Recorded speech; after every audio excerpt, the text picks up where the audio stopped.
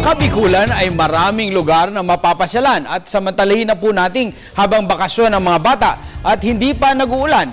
Isa na rito ang lalawigan ng Albay kung saan nagtungo si Sam Ramirez para sa feature na ito.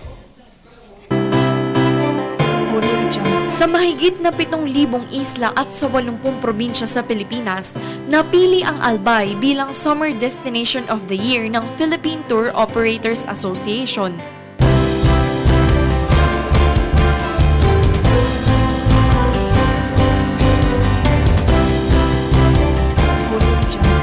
Ang pinakamalaking samahan ng registered tour operators sa buong bansa. Ang Albay ay isang probinsya sa Bicol Region sa southeastern Luzon Island.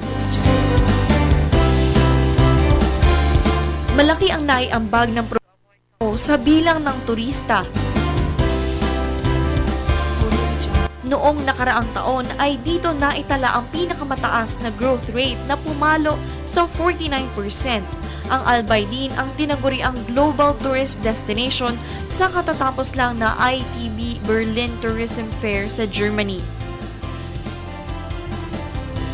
Sa dami ng mga lugar na pwedeng bisitahin at sa dami ng pwedeng gawin ay siguradong mag-e-enjoy ang lahat ng kasama, mapapamilya man o barkada.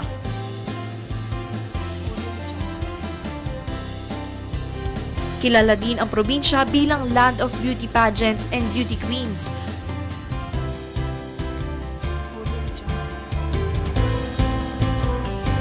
Dahil sa sarili nilang Albay Pageant Academy na nagsasanay ng mga naghahangad na maging beauty queen balang araw.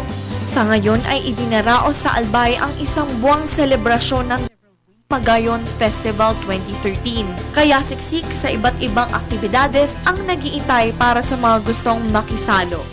Nag-uulat para sa Telebisyon ng Bayan, Sam Ramirez.